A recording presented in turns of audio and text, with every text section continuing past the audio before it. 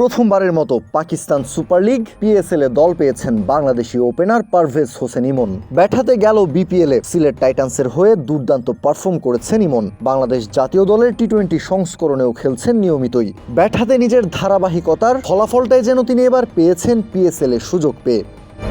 মুস্তাফিজুর রহমান, রিশাদ হোসেন এবং নাহিদ রানার পর চতুর্থ বাংলাদেশি ক্রিকেটার হিসেবে আসন্ন পিএসএল এ খেলতে দেখা যাবে পারভেজ হোসেন ইমনকে।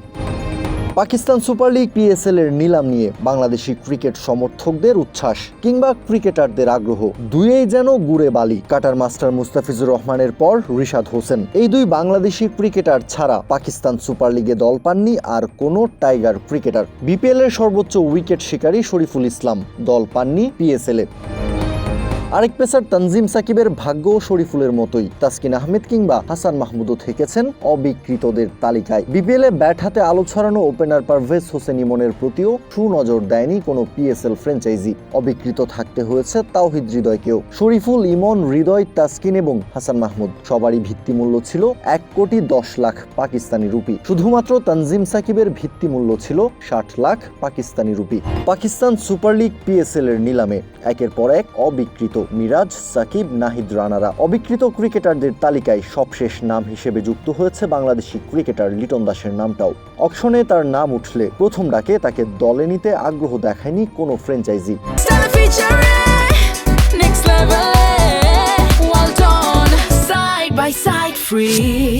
পিএসএল নিলামে অলরাউন্ডারদের সেটে প্রথম নামটাই ডাকা হয় সাকিব আল হাসানের। 2,20,00,000 পাকিস্তানি রুপি ভিত্তিমূল্যে পিএসএল নিলামে নাম দিয়েছিলেন সাকিব। তবে বাংলাদেশি তারকা অলরাউন্ডারকে দলে নিতে আগ্রহ দেখায়নি কোনো ফ্র্যাঞ্চাইজি, যার ফলে প্রথম ডাকে অবিকৃত থাকতে হয়েছে সাকিবকে। এর আগে এবার নিলাম থেকে প্রথম বাংলাদেশি হিসেবে দল পেয়েছেন রিশাদ হোসেন। সাকিবের মতোই প্রথম ডাকে অবিকৃত থেকেছেন আরেক Bangladeshi allrounder Mehedi Hasan Miraj.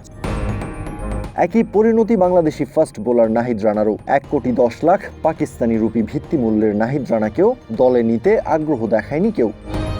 সদ্যই Big Bash মাতিয়ে আসা বাংলাদেশি লেগ স্পিনার রিশাদ হোসেনকে নিয়ে রাওয়ালপিন্ডি এবং করাচি কিংসের মধ্যে চলে তুমুল কারাকারি। 1,10,00,000 পাকিস্তানি রুপি ভিত্তিমূল্যের রিশাদের দাম শুধু বেড়েই চলেছে একের পর এক বিডে। শেষ পর্যন্ত তা গিয়ে ঠেকেছে 3 কোটি রুপিতে। দর কষাকষি চলতে চলতে যখন এক পর্যায়ে রিশাদের মূল্য 2,30,00,000 রুপিতে ওঠে, তখন গোল্ডেন ব্যাট ব্যবহার করে ইচ্ছামতো রিশাদের দাম বাড়িয়ে নেয় করাচি। প্রতি ডাকে 10 লাখ রুপি করে দাম বাড়ার নিয়ম থাকলেও করাচির গোল্ডেন ব্যাটের সুবাদে তা বেড়ে দাঁড়ায় প্রতি ডাকে প্রায় 20 লাখ রুপি। এরপরেও কারাকারি চলেছে আরও কিছুটা সময়। শেষ হাসিটা অবশ্য হেসেছে রাওয়ালপিন্ডি। 3 কোটি পাকিস্তানি রুপিতে রিশাদ এখন রাওয়ালপিন্ডি এক্সপ্রেস খ্যাত শোয়েব আক্তারের শহরে।